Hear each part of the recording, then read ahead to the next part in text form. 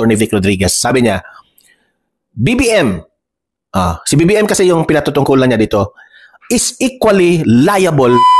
Sang-ayon talaga ako dito sa sinabi ni sino to? Si Attorney Vic Rodriguez. Si Bongbong Marcos ang dapat managot, guilty. Because of his weak leadership, nagkaganito po tayo. Narito ang Balitang Pinoy TV.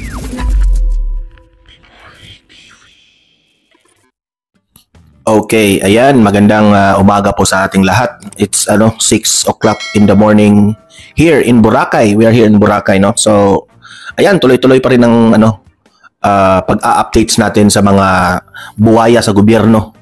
At ito, walang tigil na bangayan dito kay Congressman Abante at itong si Mayor Magalong. Ito na naman, umaatake na naman itong si Congressman Abante. Mamaya pakinggan nyo ha kung ano yung nasabi ni Congressman Abante patungkol kay Magalong. Nagalit itong si Abante kasi bakit raw ang mga congressman lang ang pinagbibintangan dito sa issue ng flood control . Ito, ire-react rin natin itong si Attorney Vic Rodriguez, yung dating advisor at lawyer ni Presidente Marcos, na ang sabi niya, dapat si Bongbong Marcos ang managot dito sa kapalpakan ng flood control projects. Okay, mamaya ipapakita natin yan. So, yun po ang mga pag-uusapan natin. Magre-react ako dito, no? Pero bago ang lahat, guys, bago natin ito pag-uusapan, help me po muna na i-like at saka i-share itong video na ito para kakalat ito sa taong bayan. Okay? Mahalaga yan para malaman, awareness sa taong bayan. Okay? Sabay-sabay muna tayong mag-like and share. 1, 2, 3, go! Ayan. And sa mga ngayon lang nanood sa ating channel, if this is your first time, subscribe na po kayo. Libre lang ang subscription sa YouTube. Walang bayad yan, ha? Kaya subscribe na para updated naman kayo. Okay? Sabay-sabay muna tayong mag-subscribe sa Donmar TV. 1, 2, 3, go! Okay? Nakasubscribe na ba lahat? Ito, unahin muna natin itong sinabi ni nagugustuhan ko itong sinabi ni Attorney Vic Rodriguez. Sabi niya, BBM, si BBM kasi yung pinatutungkulan niya dito, is equally liable in flood scandal. He is equally guilty, if not the most guilty. Why? You are the president. Ako, agree ako dito. Na itong mga flood control projects na ito, napalpak, ayon kay Atty. Vic Rodriguez, ikaw ang dapat managot. Ikaw ang guilty dito. Because noong 2024, nagmamayabang ka dito sa, meron na po tayong 5,500 flood control projects, but after 2 days, binaha. Sa panahon po ni former President Duterte, wala pa itong mga baha na ito. Noong itinayo na yung mga 5,500 flood controls na yan, saka na bumaha itong Maynila. Ikaw bilang presidente, you are the leader of this nation. You have the control kung aprobahan mo itong mga flood controls na itinayo na ito, and you have the control kung sino ang mga kurakot dito na pwede mong litisin, pwede mong imbestigahan, but wala kang ginagawa.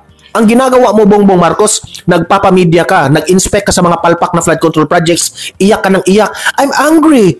I'm disappointed. Yun ang aming naririnig. We don't care your feelings. Wala kaming pakialam kung angry ka, kung ikaw ay disappointed. Wala kaming pakialam.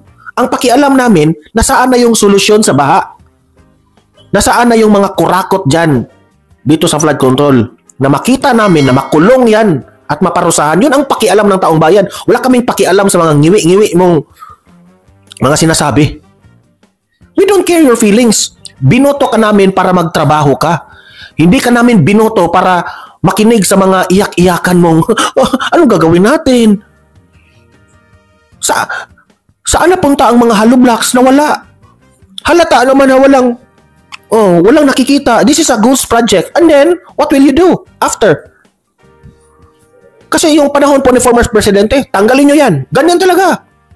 Sasabihin ka agad. Pagbabantaan yung DPWH, do something. I will just give you 2 months Kung hindi yan magawa ng solusyon, tanggal kayong lahat dyan. Yan ang ginagawa ni Presidente dati. Look at Boracay. I'm now in Boracay ha, pero example ko itong Boracay. Boracay dati was very dirty. Yung mga dredging, canals, wala ang sikip-sikip.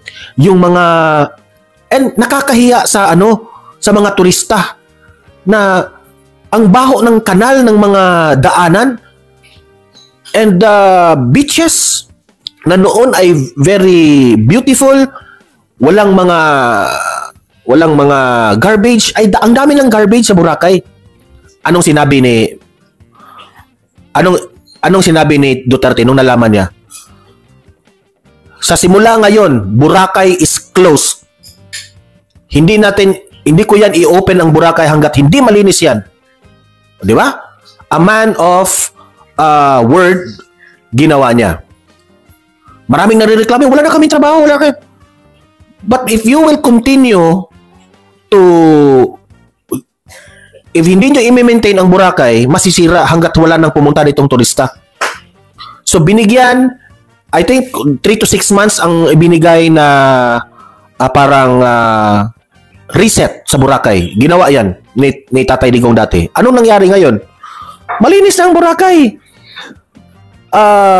The widening of kanilang roads, at least nagwa-wide na, no? Noon ang sikip-sikip, halos nga hindi madaanan ng isang nakikita ko dito ha, talaga, yung hindi ko nakita ko by picture, ako ipapakita sa inyo na hindi talaga kinurakot ng Boracay ang kanilang yung mga canals nila. Ipapakita ko ha, kasi napicturean ko kahapon ito. Pinicturean ko, kasama ko yung kaibigan kong si Jose, yung aking kami yung nagpipicture yung wapo kong kaibigang si Jose Marie Cuevas. Yan, shout out to you, natutulog pa ito. Papakita ko sa inyo yung dredging kahapon. Sakto, walang ito ha. Kahapon ko pa ito pinicturean yan. Kita nyo, ang daming bakal. Tawang-tawa nga si Jose yung aking kaibigan Ayan ang daming bakal Yan, pinicturean ko yan ako ang nagpicture niyan sa cellphone ko yan galing. Tingnan nyo ang bakal ng kanilang kanal. Ang dami. Hindi yan kinurakot. Yan, dyan ako believe. Tawang-tawa nga si Jose Pero away naman sila sa kanyang asawa. Kasi yung asawa niya makulit kasi. Dito sa harap. Pinariringgan ko. Yan kita nyo. Bakal yan lahat. Hindi lang semento yan. Pagkatapos niyan, lalagyan pa yan ng cement.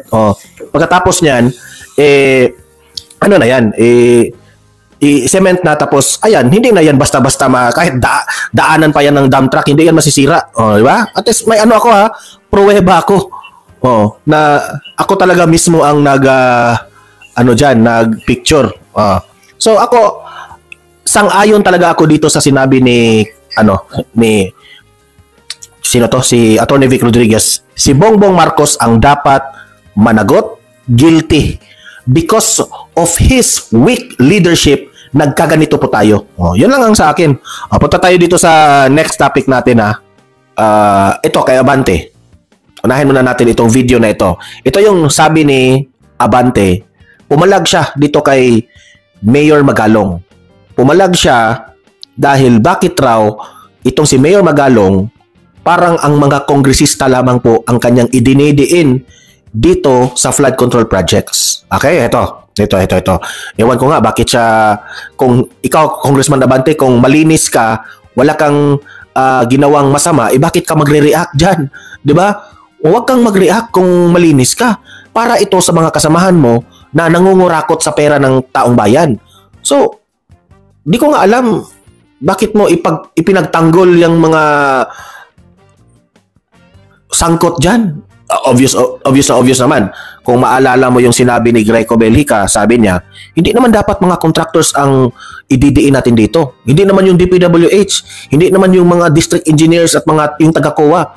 Ang dapat idiin dito at talagang iimbestigahan natin itong mga kongresista. Hindi ako nagsabi nga na si Greco Bellica. Why? Because itong mga kongresista na ito, sila yung nagko-control daw dito sa pera na ito, itong budget na ito. Sila na nagko-control. Sila na ang maalam kung magkano ibigay nila sa district engineers, magkano ibigay nila sa kasabwat nila sa COA, sa DPWH, at sa contractors. Sila ang nakaalam. Pero, ang nangyari, nagmamalinis pa itong mga kongresista na ito. Di ba? So, bakit ka, di ko maintindihan, bakit ka magre-react dito, Congressman Abante? Ako naniniwala akong malinis ka, Abante. Pero nagtatanong lang ako, bakit nagre-react ka? Anong dapat mong i-react? Ito, panoorin natin ha, panoorin natin. I'm supporting him in the expose, but what I'm not supporting him is that he throw a full blanket statement na lahat yan. You know, hindi dapat ganoon. Pati kami ng mga mahuhusay, nadadamay diyan. So, sabi ko, bakit? Ano sabi niya? Kaming mga mahuhusay, damay kami diyan. Bakit ka madadamay? Mahusay ka pala eh. Malinis ka pala eh. Abante. Bakit ka madadamay? Kung malinis ang konsensya mo, na hindi ka nangungurakot sa gobyerno, wala kang dapat alalahanin. Wala kang dapat ikatakot. Yung asta mo ngayon na nagsasalita ka, parang ikaw yung pinatamaan ni Magalong. Okay? Do not be affected. And ako pa sa'yo, Abante, di ba? Kung matino ka na congressman, dapat suportahan mo si Magalong. Why? Ang dating kasi dito sa nakikita ko sa iyo, parang kinakampihan mo ang mga kasamahan mo sa House of Representatives, sa kongresista. Parang ganoon eh. Ano ba ang dapat kampihan natin? Mayor Magalong, yung taong bayan na hirap o itong mga kongresista na mga kasamahan mo na mga mayayaman na? Di ba, try to think of it, Mayor Magalong. Choose, magpili ka. Are you serving for the Filipino people? Or are you serving for your mga kasamahan dyan sa mga sa kongreso? Di ba? Yes, malinis ka. Wala kang ginawang korupsyon. Okay, mananiniwala kami dyan. Pero ngayon, ito sana ang tamang panahon na ipakita mo sa taong bayan na kampihan mo sila. Hindi po tama yung nagagalit ka kay Magalong na ang layunin ni Magalong ay solusyon. Isiwalat natin ang mga pangalan ng mga corrupt officials. Ito yung mga ginagawa. Karapatan yan ng mamamayang Pilipino malalaman ang mga kabulastugan na ginagawa ng mga kasamahan mo. Tapos ngayon, sasabihin mo, nadadamay ka. Kung nadadamay ka, bahala ka na kung nadadamay ka. Ang importante dito, we give justice to the Filipino people. Kung nadadamay ka, ipagtanggol mo ang sarili mo. At kung malinis ang ginagawa mo at wala kang kinurakot sa gobyerno, edi, for sure, hindi ka you are safe already. Hindi ka makasuhan, 'di ba? Pero wag naman sanang kampihan mo yung mga kasamahan mo diyan. Abante. Ikaw yung tatanungin ko, ano ba dapat sabihin ni Mayor Magalong dito? Ano dapat sabihin niya? Mga government officials lang. Na obvious naman na nandyan po sa House of Representatives nanggaling ang budget ng pera. Ika nga, sabi ni VP Sara, si Zaldico at itong si Martin Romualdez ang nagkontrol ng pera ng bayan. O ngayon, sino ang natin? Tatanungin, to question how the money goes around these congressmen. Magtatanong tayo. Wala kang dapat ikatakot dyan. Bakit Congress lang? Corruption is not only in Congress, corruption is all over. I do not know why he's doing it. Kaya that's why. Actually, tama ka dito, Abante, na bakit Kongreso lang ang idinidiin ngayon na meron namang mga mayors, actually, yung flood issue kasi ito ng flood control projects, mga ghost projects. Nasa Kongreso kasi Congressman Abante, nasa Kongreso kasi yung mga malaking projects na ginagawa. So syempre, congressman ang uunahin natin. Pupunta rin tayo diyan sa mga small fish, mga mayors, mga governors, pupunta rin tayo diyan. Pero kayo yung uunahin natin kasi ang sobrang laki po itong bilyones na flood control projects. Umabot nga ng trilyon eh. 'Di ba?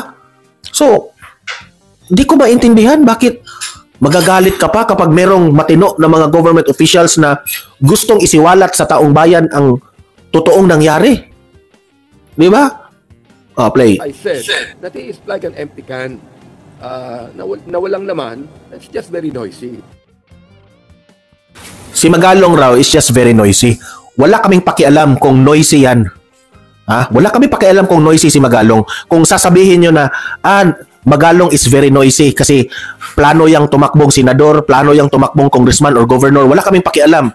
Sige, let us say na itong si Magalong nagmamagaling ngayon kasi may plano silang. Ito na nga mga kabalita. Ano na ang masasabi nyo patungkol sa balitang ito? Please comment down below mga kabalita. Pag-usapan natin yan sa comment section. At kung di ka pa nakasubscribe sa ating channel, baka naman